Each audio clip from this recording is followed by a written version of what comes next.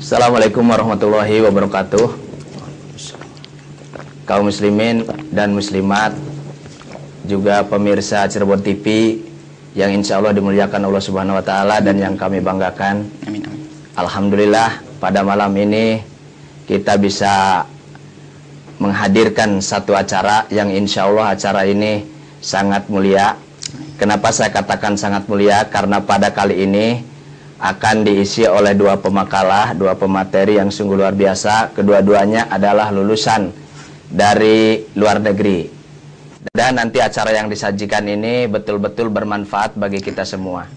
Adapun tema yang akan disampaikan pada malam ini adalah tawasul dan ziarah kubur. Mengapa tema ini kami ambil? Karena banyak di luaran sana masyarakat yang masih bingung tentang ziarah kubur, juga tentang tawasul. Yang seperti apa sih tawasul yang sebenarnya, ziarah kubur yang sebenarnya. Nah, ini yang akan dikupas oleh dua pemakalah ini. Dan kemudian nanti di dalam acara ini tidak ada dialog interaktif. Jadi kami mohon kepada pemirsa untuk tidak merasa kecewa karena dengan adanya waktu yang sangat terbatas. Sehingga dengan keterbatasan waktu ini kami hanya menyajikan nanti pemaparan-pemaparan dari kedua narasumber. Adapun narasumber itu ada dua. Yang pertama adalah yang ada di samping kiri saya. Ini yang sudah tidak asing lagi bagi pemirsa Cirebon TV, yaitu Buya Yahya. Nama lengkapnya adalah Yahya Zainul Ma'arif. Lahir 10 Agustus 1973 di Blitar, Jawa Timur. Pendidikan terakhir adalah Universitas Al-Ahqaf, Yaman, dan sekarang masih menyelesaikan disertasinya program doktoral di universitas yang sama. Beliau adalah seorang pimpinan Pondok Pesantren Al-Bahjah, Sendang, Sumber, Cirebon. Nah, barangkali ini adalah yang tidak asing lagi. Kemudian pemateri yang kedua yang juga tidak asing lagi, yang ada di sebelah kanan saya, yakni Muhammad Toharoh. Tempat tanggal lahir Cirebon 12 Juni 1970.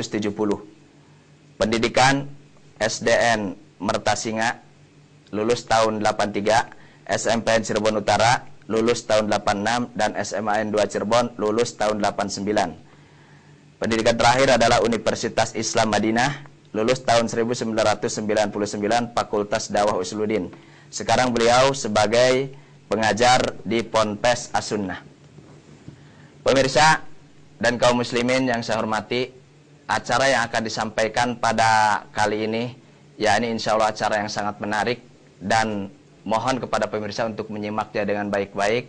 Dan sebelum acara ini dimulai, kami berikan dulu untuk prolog sekitar 5 menit. Kami berikan kesempatan pertama, silakan kepada Ustadz Toharoh. 5 menit Ustadz waktunya. Bismillahirrahmanirrahim. Assalamualaikum warahmatullahi wabarakatuh. Waalaikumsalam warahmatullahi wabarakatuh. Alhamdulillah, wassalatu wassalamu ala rasulillah wa ala alihi wa sahbihi wa man walah, wa la hawla wa la quwwata illa billah, amma ba'd. Saudara-saudara kaum muslimin dimanapun berada, khususnya para pemirsa Cirebon TV yang semoga juga kita semua selalu dirahmati dan dimuliakan oleh Allah Subhanahu wa Ta'ala. Setelah kita memuji syukur kepada Allah Subhanahu wa Ta'ala dan berselawat atas nabinya sallallahu alaihi wasallam, maka perkenankanlah untuk kesempatan pertama kali ini saya ingin menyampaikan dua patah kata akan apa yang saya rasakan pada kesempatan kali ini. Betul-betul saya merasa berbahagia dan senang hati bertemu langsung dan bahkan berdialog langsung dengan yang saya hormati dan saya cintai, saudara saya, yaitu Buya Yahya, yang semoga Allah selalu menjaganya dan selalu meridhoinya dan merahmatinya. Amin. Saya terus terang sungguh sangat berbahagia karena memang apa yang terjadi di masyarakat, ya, banyak sekali gejolak-gejolak yang memang perlu kita selesaikan atau kita bicarakan, ya, atau dialogkan dalam kesempatan yang mulia ini, supaya umat betul-betul mengerti dan faham dan tidak ada lagi gejolak atau hal-hal yang tidak diinginkan di antara kita sesama kaum muslimin. Kemudian daripada itu, tentu kita semua ingin mengharapkan masuk surga nanti di akhiratnya. Tidak ada seorang pun yang ingin masuk neraka. Dan tentunya untuk meraih surga, kita pun harus tahu jalannya. Tidak lain, Allah Subhanahu wa Ta'ala telah mengingatkan kita dalam firman-Nya surat Al-Dzariyat ayat yang ke-56, "Wa ma khalaqtul jinna wal insa illa liya'budun." Dan tidaklah aku ciptakan bangsa jin dan bangsa manusia melainkan agar supaya mereka semua beribadah hanya kepadaku saja, kata Allah. Nah, itulah jalan satu-satunya agar kita selamat dan bahagia dunia akhirat dan bisa masuk surga, adalah kita harus ibadah kepada Allah Subhanahu wa Ta'ala. Dan tentunya untuk ibadah kepada Allah, kita harus menempuh suatu jalan atau petunjuknya, yang sehingga kita selalu berdoa kepada Allah dikala kita membaca Al-Fatihah, ihdinas siratal mustaqim, ya Allah tunjukilah kami ke jalan yang lurus, siratal ladzina an'amta 'alaihim, yaitu jalannya orang-orang yang telah Engkau jamin kenikmatan atas mereka. Siapakah mereka? Diterangkan oleh Allah Subhanahu wa Ta'ala dalam surat An-Nisa ayat 69, "Wa may yuti'illah wa rasulahu fa ulaika ma'al ladzina an'ama Allahu 'alaihim minan nabiyyin wasiddiqin wasyuhada'i wassalihin wa hasuna ulaika rafiqa." Kata Allah, barang siapa orangnya yang mentaati Allah dan Rasulnya, maka mereka itu akan dikelompokkan bersama orang-orang yang telah Allah jamin kenikmatan atas mereka, dari para nabi, para siddiqin, para syuhada dan para salihin, dan mereka itulah sebaik-baik, yakni untuk kita bergabung dengan mereka. Nah, tentunya jalan yang akan menyelamatkan kita, satu-satunya jalan adalah jalan para pendahulu kita yang saleh, yang disebut dengan as-salafus saleh, yaitu yang Allah sebutkan tadi, para nabi, para siddiqin, para syuhada dan para salihin. Dan kita semua mendambakan untuk dikelompokkan bersama mereka yang kita cintai.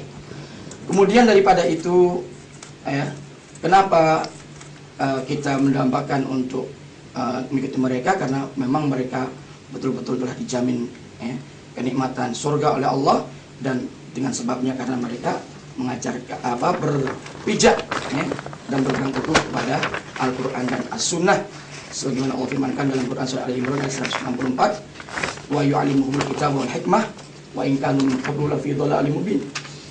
Dan Nabi tersebut mengajarkan mereka, para sahabatnya atau umat ini, yaitu Alkitab, Al-Quran, dan Al-Hikmah itu Sunnah, sekalipun dulu kata Allah mereka itu dalam keadaan yang nyata-nyata sesat.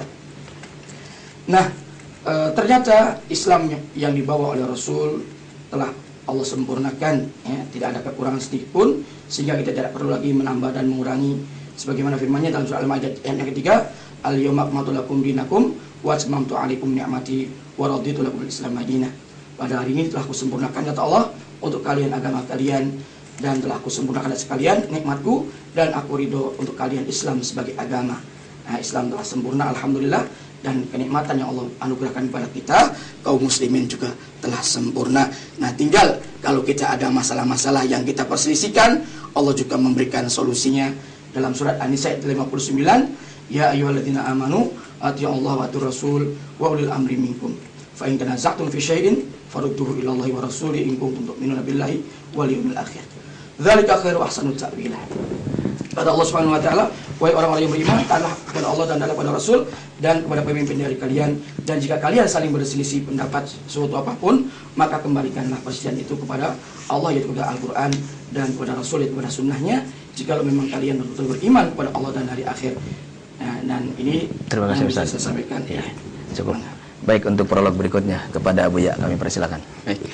Bismillahirrahmanirrahim. Assalamualaikum warahmatullahi wabarakatuh. Waalaikumsalam warahmatullahi wabarakatuh. Yang kami hormati, yang kami cintai, para pecinta Rasulullah sallallahu alaihi wasallam, mobil khusus yang hadir, sahabat kami, akhina fillah Al-Ustaz Muhammad Taharah, dan juga moderator yang hadir yang akan menghantarkan kita hingga akhir acara nanti, Ustaz Khairil Anwar, dan juga para pemirsa semuanya yang kami yakin bahwa Anda adalah orang yang rindu kedamaian dan keindahan.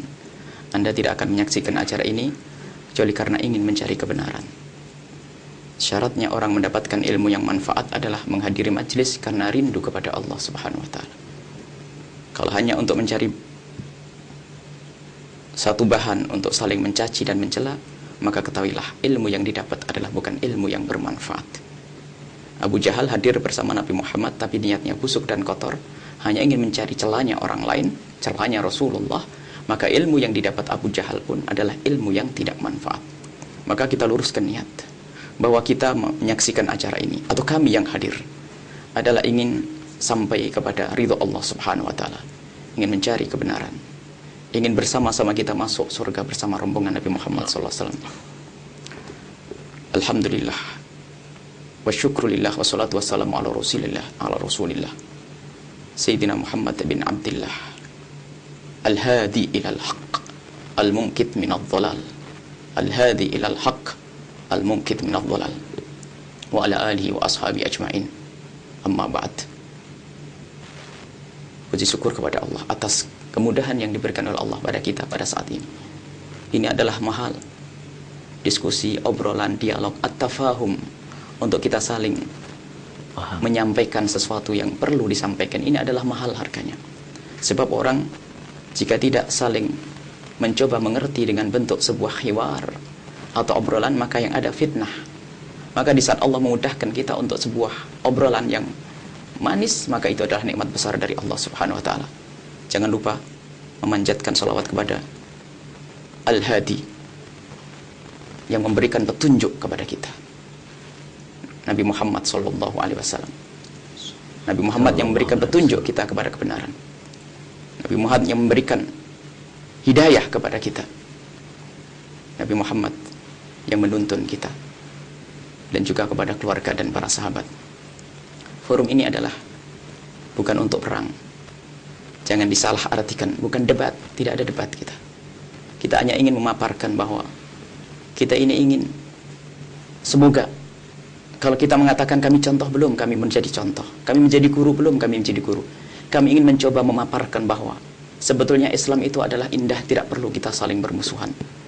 Kita tidak tega jika di sebuah musola ada pertentangan dua pendapat yang sebetulnya sama-sama diambil dari para ulama, ternyata di situ ada cacian. Sehingga musola yang kecil pun sudah terbagi dua jamaahnya. Yang satu mengatakan ini sesat, yang satu mengatakan ini. Tanpa prosedur. Sementara ini adalah dilakukan oleh para awam. Sementara ulama-ulama belum saling bertemu, tiba-tiba di lapangan sudah terjadi hal yang semacam ini. Kira-kira yang dosa siapa? Kami takut ditanya oleh Rasulullah SAW, kami dilarang masuk surga gara-gara kenapa kamu tidak menjelaskan ke umat ini. Maka kami ingin bahwasanya kehidupan kita harus indah. Islam mengajarkan keindahan. Nabi Muhammad diutus rahmatan lil alamin sebagai kasih sayang. Jadi harus indah. Dalam hidup beragama indah, dengan tetangga kita indah, di dalam keluarga pun indah, sehingga terhindar dari yang namanya caci maki, terhindar dari yang namanya perendahan terhadap orang lain. Itu adalah pendidikan dari Nabi Muhammad SAW. Akan tapi semuanya barangkali pernah merasakan. Kita tidak usah mencari siapa sebabnya, akan tapi kita ingin mencari gimana solusinya.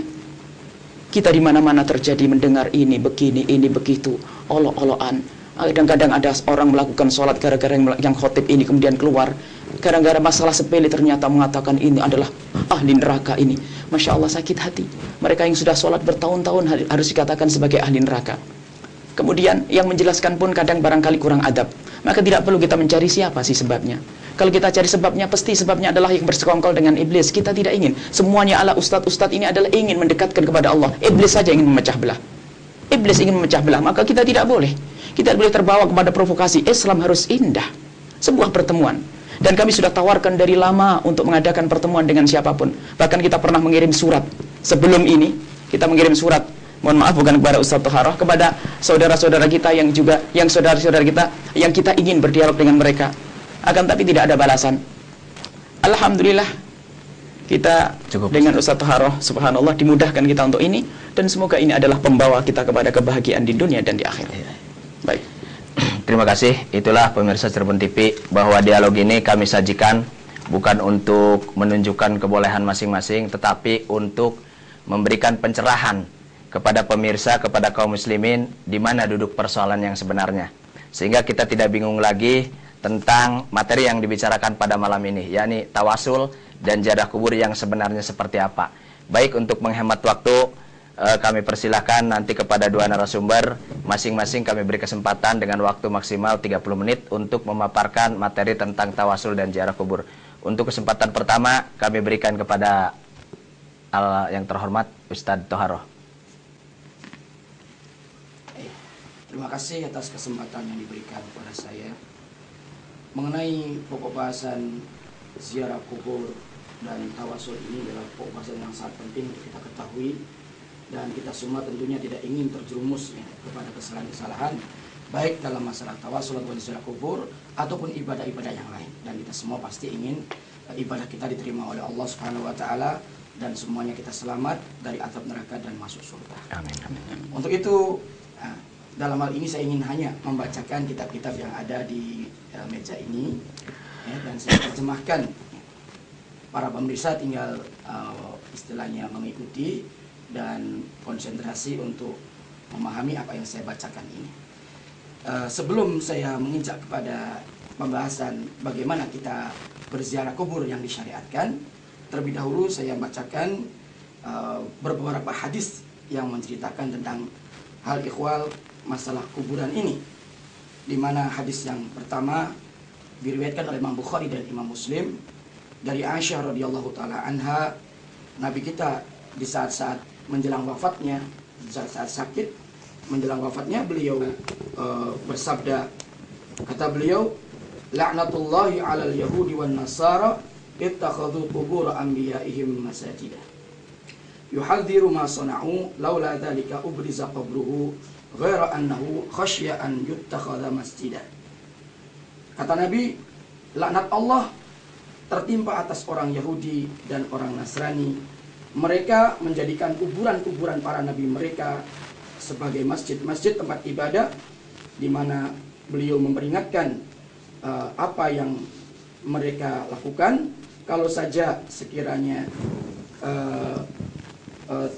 tidak kuburan nabi itu ditinggikan atau dinampakkan, maka sungguh karena kekhawatiran yang demikian ini akan dijadikan sebagai masjid tempat ibadah. Nah, sehingga kuburan Nabi tidak ditinggikan.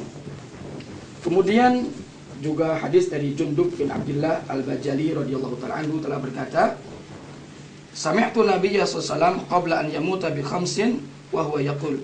Aku mendengar Nabi sallallahu bersabda, ini 5 hari sebelum beliau wafat, beliau mengatakan, inni abra'u ilallahi an yakuna li minkum khalil. Sungguhnya aku berlepas diri dari Allah kepada Allah Subhanahu wa taala, yaitu dari menjadi salah seorang dari kalian sebagai khalil diriku.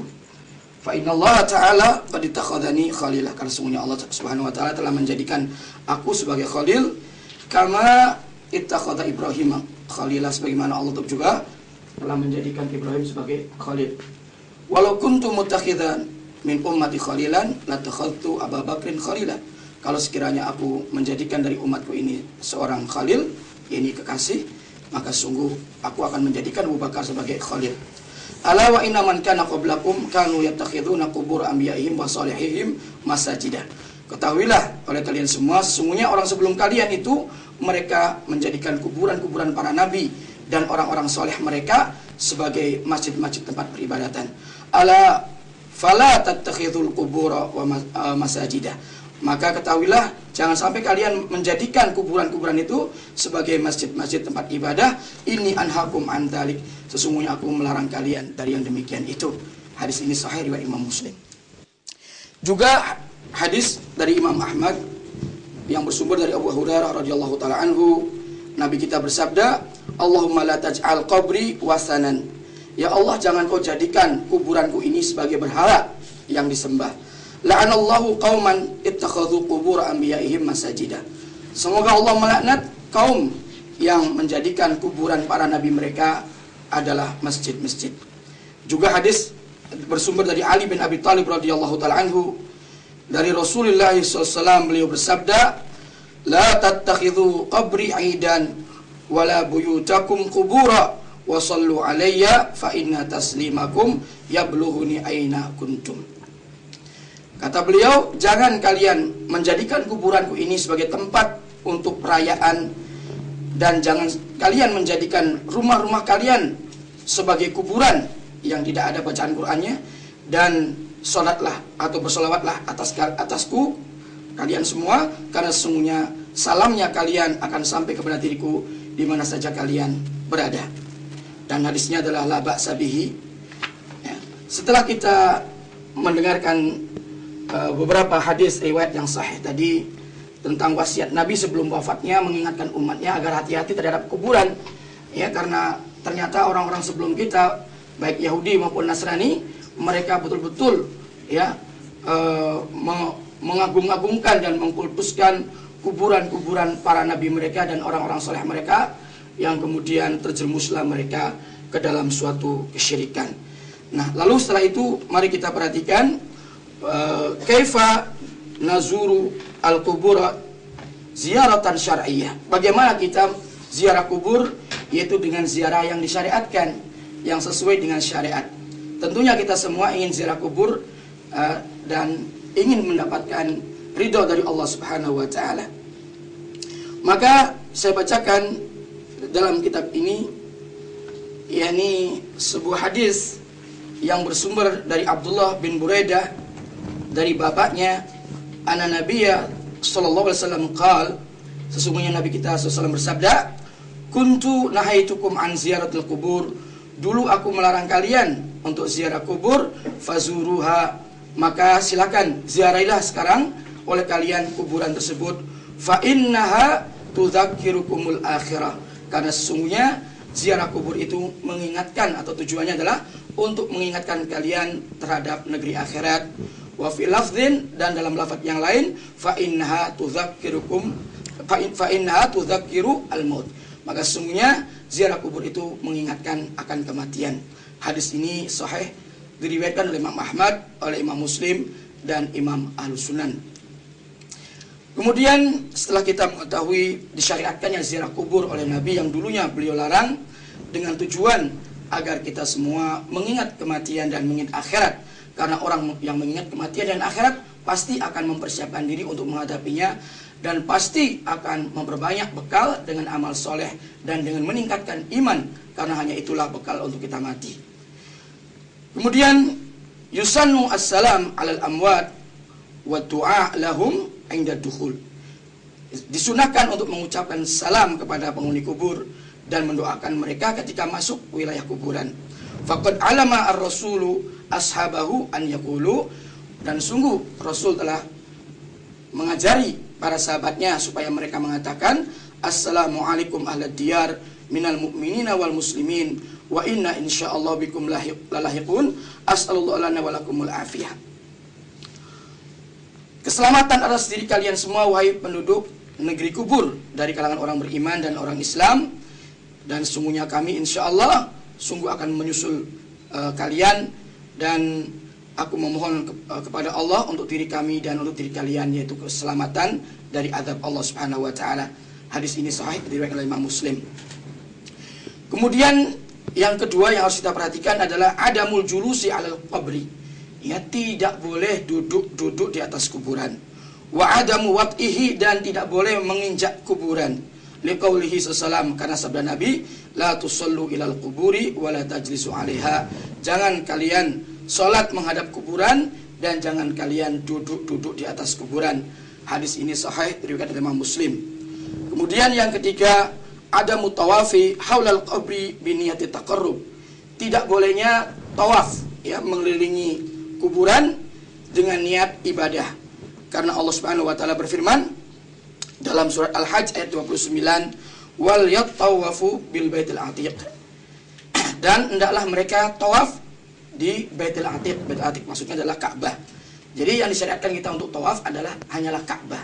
Adapun di selain Ka'bah kita dilarang untuk tawaf, ya, apalagi di kuburan tadi. Kemudian yang keempat, adamu qiraati syai'in minal Qur'an fil maqbarah. Tidak bolehnya membaca sesuatu dari Al-Quran di kuburan. Liqaulihi sallallahu, karena sabda Nabi, ya, yang sahih, yang diriwayatkan oleh Imam Muslim, kata beliau, la taj'alu buyutakum maqabira, jangan kalian menjadikan rumah-rumah kalian adalah sebagai kuburan, fa inna syaitana yanfiru minal baitil ladzi tuqra'u fihi suratul Baqarah, karena sesungguhnya syaitan itu akan lari, akan kabur dari rumah yang dibacakan di dalamnya surat Al-Baqarah. Hadis ini adalah sahih dari Imam Muslim tadi. Wa hadza isyaratun ila anna al-qubura laysat mahallan lil Qur'an. Dan ini hadis mengisyaratkan bahwa sungguhnya kuburan itu bukan tempat untuk membaca Al-Qur'an. Biaksil bait, kebalikan daripada rumah. Justru di rumah kita lah yang kita sangat dianjurkan untuk membaca Al-Qur'an. Wal ahaditsu al-waridatu fil qiraati 'ala al-quburi ghairu sahihah. Sedangkan hadis-hadis yang datang ya di dalam menjelaskan masalah membaca di kuburan itu semuanya tidak ada yang sahih. Kemudian yang kelima, amma talabul madadi wal auni minal mayyit, adapun meminta pertolongan dan bantuan kepada orang yang sudah mati, kepada ahli kubur, walau kana nabiyan awwaliyan, sekalipun dia adalah seorang nabi ataupun wali yang dikubur tersebut, fahuwa minasyirkil akbar, maka sesungguhnya itu termasuk syirik besar. Kenapa? Karena Allah berfirman dalam surat Yunus ayat 106, wala tad'u min dunillahi ma la yanfa'uka wa la yadurruka fa in fa'alta fa innaka idzam minadh dhalimin. Kata Allah, wala tad'u, dan janganlah kamu berdoa atau meminta min dunillah, kepada selain Allah, ma la yanfa'uka, apa yang tidak bisa memberi manfaat kepada dirimu, wala yadurruka, dan tidak usah pula memudaratkan dirimu, fa in fa'alta, maka jikalau engkau melakukan yang demikian, fa innaka, maka sesungguhnya engkau idzan, kalau memang demikian, minadz zalimin, tergolong orang yang zalim, ai al musyrikin, yaitu mana zalim di sini adalah musyrik, ya. Mana zalim di sini adalah musyrik, karena Allah Subhanahu wa taala dalam ayat yang lain mengatakan inna syirka la zulmun azim, sesungguhnya syirik itu adalah sungguh-sungguh kezaliman yang sangat besar, ya. Dan di sini Allah mengingatkan kepada Rasulnya dan sekaligus kepada umatnya agar hati-hati, jangan sampai meminta-minta kepada penghuni kubur, karena sesungguhnya ya mereka itu tidak bisa berbuat apa-apa kepada kita, untuk kita. Ya, berdoalah kepada Allah, kata Allah, ud'uni astajib lakum. Berdoalah kalian kepada diriku, niscaya pasti aku akan mengabulkan doa kalian. Ya, berdoa hanya kepada Allah, bukan kepada penghuni kubur. Nah, kalau kita melakukan ziarah kubur kemudian meminta-minta, ya, mengharapkan sesuatu dari penghuni kubur tersebut, maka jatuhnya kepada kesyirikan. Dan ini Allah yang mengatakan, ya, fa innaka idzan minadz zalimin, maka sesungguhnya engkau kalau demikian berarti engkau termasuk orang-orang yang zalim. Maknanya zalim di sini adalah syirik, ya, dan syiriknya adalah syirik akbar, bisa menyebabkan pelakunya murtad dari Islam walaupun ngakunya Islam. Kemudian yang keenam, adamu wad'i akalil az-zuhur wa hamluha liwad'iha ala qabril mayyit. Tidak boleh meletakkan rangkaian bunga atau karangan bunga dan membawanya kemudian diletakkannya di kuburan tersebut, ya. Kenapa? Li'annahu tasyabbuhun bin nasara, karena sungguhnya ini merupakan penyerupaan atau meniru-niru orang Nasrani, ya. Wa idu'atun lil mal, dan menyia-nyiakan harta atau membuang-buang harta, fima la faidata fi, pada apa yang tidak ada manfaat padanya. Walau a'ta al-mablagha lil fuqara, kalau saja ia menyerahkan dana yang seharusnya untuk membeli rangkaian bunga yang mahal itu, disedekahkan untuk fakir miskin sebagai sedekatan, sebagai sedekah alal mayit, atas nama mayit, lastafadal mayyitu wal fuqara, maka pastilah mayit dan orang fakir mengambil faidah dari sedekah yang kita sedekahkan kepada fakir miskin tersebut. Ini berkenaan dengan kaifiat atau cara-cara bagaimana kita berziarah kubur yang disyariatkan. Kemudian setelah itu kita memasuki kepada at-tawassul al-masyru'. Tawassul ada dua macam, ada yang disyariatkan dan ada pula yang dilarang. Nah, mari kita perhatikan firman Allah Subhanahu wa taala dalam surat Al-Maidah ayat yang ke-35, ya ayyuhalladzina amanu taqullaha wabtaghu ilail wasilah. Hai orang-orang yang beriman, bertakwalah kalian semua kepada Allah dan carilah oleh kalian kepadanya, yaitu wasilah. Dan al-wasilah di sini ditafsirkan oleh Imam Qatadah, ai taqarrabu ilaihi bi ta'atihi wal amali bima yurdi, yaitu dekatkanlah diri kalian kepada Allah Subhanahu wa taala ya dengan melaksanakan atau menjalankan ketaatan kepadanya dan dengan mengamalkan amal yang soleh yang menjadikan Allah tersebut ridho dengan amalan itu. Ini makna tawasul di dalam ayat tadi. Jadi kita diperintah oleh Allah masing-masing kita untuk mentaatinya dan untuk beramal soleh, karena ketaatan dan amal soleh yang kita lakukan inilah yang menjadi perantara atau menjadi sebab kita semua dekat dengan Allah dan mulia di sisi Allah Subhanahu wa taala. Maka wa tawassul al-masyru' huwa alladhi amara bihi al-Qur'an. Tawasul yang disyariatkan adalah apa yang diperintahkan oleh Allah di dalam Al-Qur'an. Wa hakahu ar-rasul, dan juga diceritakan oleh Rasul atau diajarkan oleh Rasul, wa amila bi as-sahabah, dan diamalkan oleh para sahabat Nabi. Walau anwa adidah, dan tawasul yang disyariatkan ini ada beberapa macam. Di antaranya yang pertama adalah at-tawassul bil iman, tawasul dengan keimanan, sebagaimana Allah berfirman, Rabbana innana sami'na munadiya yunadi lil imani an aminu bi rabbikum fa amanna Rabbana faghfir lana dzunubana wa kaffir 'anna sayyi'atina wa tawaffana ma'al abrar, dalam surat Ali Imran ayat 193. Wahai Tuhan kami, sungguhnya kami mendengar orang yang menyeru, yaitu Rasul yang menyeru atau dai yang menyeru, di mana ia menyeru untuk beriman. Berimanlah kalian ya terhadap Tuhan kalian, maka kami pun beriman. Maka ya Tuhan kami, dengan sebab kami beriman tersebut, maka ampunilah dosa-dosa kami dan juga hapuskanlah dari kami kesalahan-kesalahan kami dan wafatkanlah kami bersama orang-orang yang taat, itu abror. Jadi kita berdoa kepada Allah ya untuk supaya diampuni dosanya, dihapuskan segala kesalahannya dan diwafatkan bersama orang yang baik, yang taat. Ini dengan bertawasul melalui iman yang kita beriman kepada Allah Subhanahu wa taala, yang kita beriman kepadanya. Kemudian yang kedua, at-tawassul bi tauhidillah, bertawasul dengan mentauhidkan Allah. Ya, seperti doanya Nabi Yunus alaihissalam ketika beliau berada di dalam perut ikan, dalam surat Al-Anbiya ayat 87 Allah berfirman, "Fanada fil dhulumati la ilaha illa anta subhanaka inni kuntu minadh dhalimin fastajabna lahu wa najaynahu minal ghammi wa kadzalika nunjil mu'minin." Maka Nabi Yunus menyeru Allah Subhanahu wa taala di dalam kegelapan perut ikan hiu, yaitu beliau mengatakan la ilaha illa anta, tidak ada Tuhan, tidak ada sembahan yang berhak untuk disembah dengan benar kecuali Engkau, wahai Allah, subhanaka, maha suci Engkau, ini kuntu minadh dhalimin, sesungguhnya aku adalah termasuk orang yang zalim. Fastajabna lahu, maka kami Allah mengabulkan baginya, wa najaynahu minal ghammi, dan kami Allah selamatkan dia dari duka cita, wa kadzalika nunjil mu'minin, dan seperti itulah kami Allah menyelamatkan orang-orang yang beriman. Nabi Nuh selamat dari petaka, yaitu dari dalam perut ikan hiu ya, dengan bertawasul melalui kalimat tauhid tadi, la ilaha illa anta. Kemudian tawasul yang disyariatkan yang ketiga adalah tawasul dengan nama-nama Allah Subhanahu wa taala, sebagaimana Allah berfirman dalam Quran surah Al-A'raf ayat 180, walillahil asmaul husna fad'uhu biha, dan Allah itu memiliki asmaul husna, maka berdoalah kalian semua dengan bertawasul menyebut asma-asma tadi atau nama-nama Allah tadi. Dan sebagai apa yang dicontohkan juga oleh Rasulullah SAW di dalam doa beliau, dikala itu beliau menyebutkan nama Allah. Salah satunya adalah hadis yang diriwayatkan oleh Imam Tirmidzi, dan hadis ini adalah hasan sahih.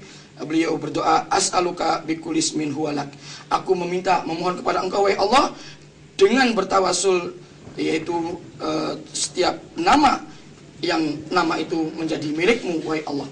Jadi kita disyariatkan untuk bertawasul dengan asmaul husna. Kemudian yang keempat adalah at-tawassul bi sifatillah, tawasul dengan sifat-sifat Allah Subhanahu wa taala, sebagaimana Nabi kita mencontohkan dalam hadis yang sahih, hadis yang hasan dari Imam Tirmidzi. Beliau mengatakan, ya hayyu ya qayyum bi rahmatika astaghits, wahai Allah zat yang maha hidup lagi maha bela diri sendiri, dengan bertawasul dengan rahmatmu wahai Allah, aku memohon pertolongan. Kemudian yang kelima, at-tawassul bil a'mali salihah, bertawasul dengan amal soleh yang kita lakukan sendiri, seperti sholat, berbakti kepada kedua orang tua, kemudian menjaga hak-hak dan amanah, serta sedekah, zikir, baca Quran, dan berselawat kepada Nabi, dan kecintaan kita kepada beliau dan para sahabatnya, karena ini adalah diperintahkan dan ini adalah termasuk amal soleh. dan yang lainnya dari amal-amal soleh yang lain, maka sungguh di dalam hadis sahih riwayat Imam Muslim dikisahkan ada 3 golongan atau ada 3 manusia yang terjerembab atau terjebak dalam gua yang pintu gua itu tertutup oleh batu besar, yang kemudian mereka tidak bisa keluar dari gua tersebut, dan kemudian masing-masing bertawasul dengan amal soleh yang mereka lakukan. Ada yang bertawasul dengan berbakti kepada kedua orang tuanya, ada yang bertawasul dengan yakni amanahnya, menunaikan hak-hak orang lain, yaitu hak buruhnya, dan juga orang yang menghindari kemaksiatan dari kemaksiatan zina. Maka kemudian batu besar itu terbuka lebar setelah 3-tiganya bertawasul dengan amal soleh yang mereka lakukan masing-masing, dan mereka selamat dari bahaya tersebut. Kemudian yang keenam adalah at-tawassul ilallahi bitarkil ma'asi. Bertawasul kepada Allah Subhanahu wa taala dengan meninggalkan kemaksiatan sebagaimana yang diterangkan dalam hadis tadi, dan kemaksiatan ini sangat banyak, misalnya minum arak, zina, dan yang lain sebagainya dari apa yang diharamkan secara syariat. Selanjutnya yang ketujuh, wal muslimuna al-yaum tarakul amal as-salih wa tawassula bihi. Orang-orang Islam, maksudnya sebagian orang Islam pada zaman sekarang ini, mereka justru meninggalkan amal-amal saleh yang mereka lakukan sendiri, dan kemudian mereka meninggalkan bertawasul dengan amal saleh yang mereka perbuat. Wa lajau ila tawassul bi a'mali ghairihim minal amwat. Bahkan mereka sekarang banyak yang bertawasul kepada amalan-amalan selain daripada mereka dari orang-orang mati, mukhalifina hadiya rasuli wa sahabatihi, dan mereka itu menyelisihi petunjuk Rasul dan para sahabatnya, karena mereka bertawasulnya dengan amal-amal kebaikan yang dilakukan oleh orang lain, bukan oleh dirinya sendiri. Kemudian yang kedelapan adalah at-tawassul bi talabi du'a minal anbiya'i was shalihin al ahya. Bertawasul ya untuk minta didoakan oleh para nabi ataupun oleh orang-orang soleh yang masih hidup. Kalau yang sudah mati tidak. Ya, ini disyariatkan sebagaimana ada seorang buta datang kepada Nabi, ya, ia berkata, ud'ullaha an yu'afiyani, doakanlah olehmu wahai Rasul kepada Allah supaya Allah menyembuhkan aku dari butaku ini. Kemudian Nabi bersabda, in syi'ta ta'utulak, jika engkau mau aku doakan untukmu, wa in syi'ta sabarta fa huwa khairun lak, dan jika engkau mau juga engkau bersabar, maka itu lebih baik buat dirimu. Faqala, lalu orang buta tadi berkata, ud'uhu, wahai Rasul, doakanlah untuk kepada Allah, tentunya untuk diriku.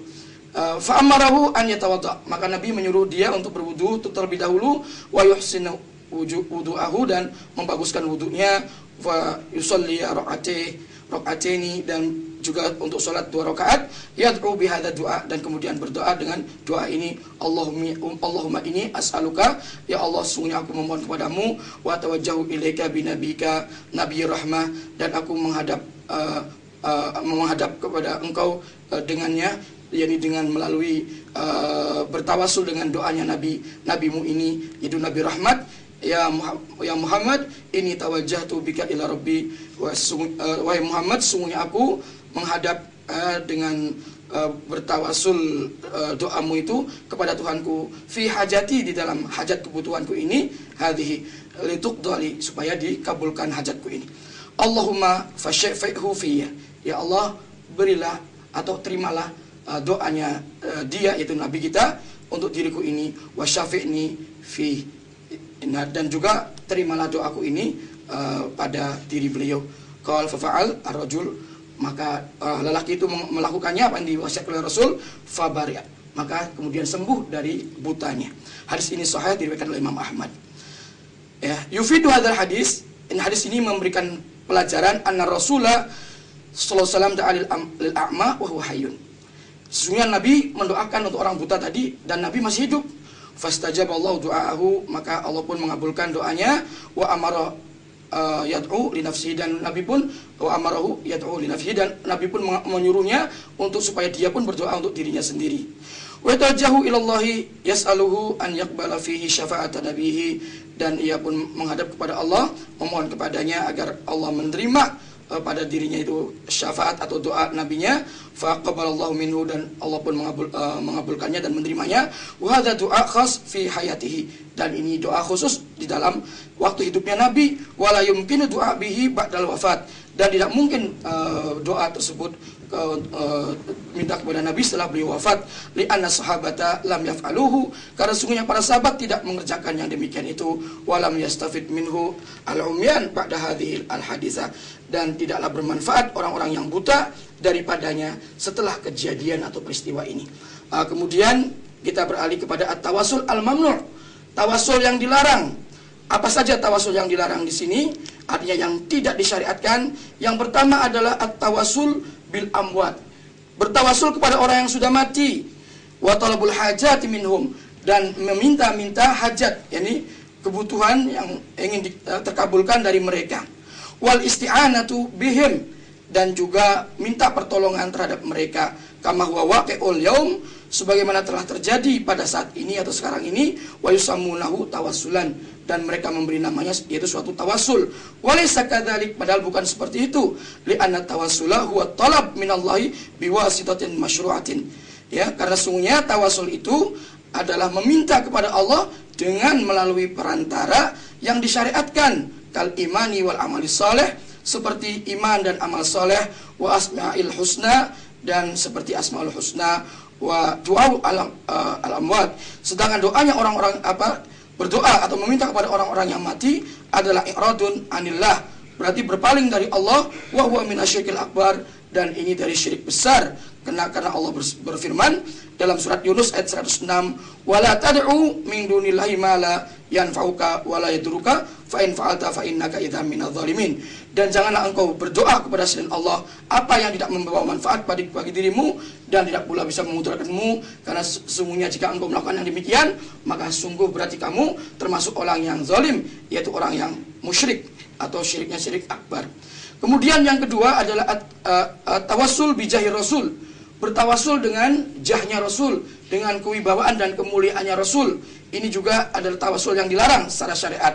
Seperti kita mengatakan, ya Rabb bijahi Muhammadin ishfini, wahai Tuhan, ya, dengan kewibawaan dan kemuliaan Muhammad, sembuhkanlah aku. Fahuwa bid'atun, maka ini adalah suatu yang kebid'ahan. Kenapa?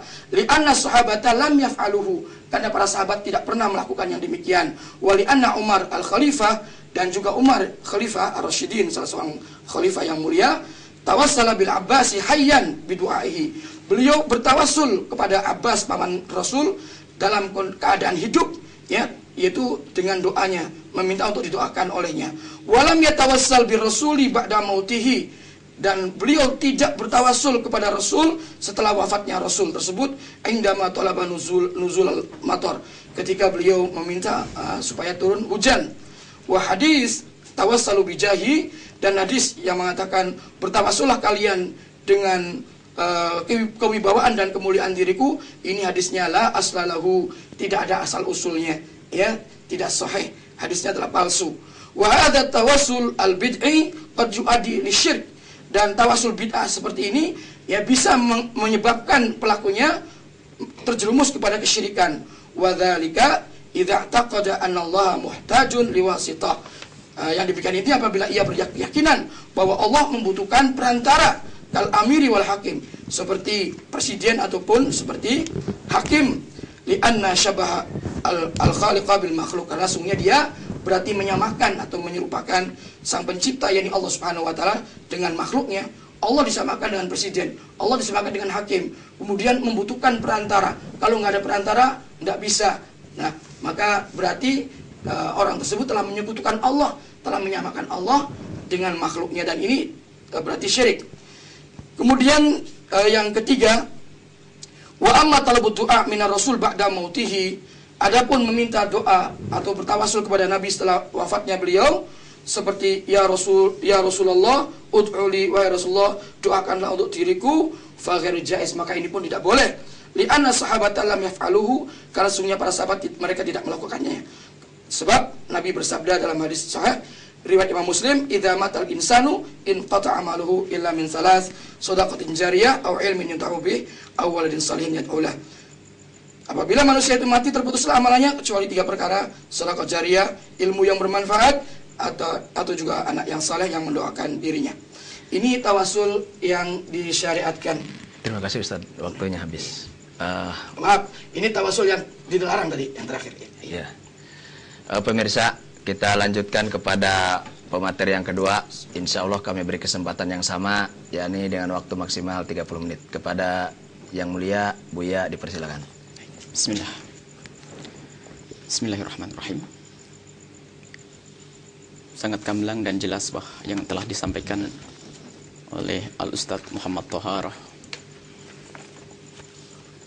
Bahkan banyak poin-poin yang harus kita katakan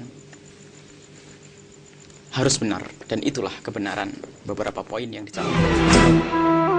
Ngapain Nabi ngomong wasiat kepada umatnya, jangan kalian jadikan rumah kalian seperti kuburan. Bilang aja Nabi kepada umatnya bahwa jadikanlah rumah kalian seperti kuburan. Karena apa bedanya antara rumah dengan kuburan? Di kuburan bisa boleh baca Quran, dan di rumah juga boleh baca Quran. Kita tidak bisa menafsir hadis sesuai dengan hawa. Kemudian kita harus membedakan tentang tawassul bid-du'a dengan doa bitawassul. Ini harus dibedakan. Yang kita bahas adalah doa bitawassul dan yang disyariatkan.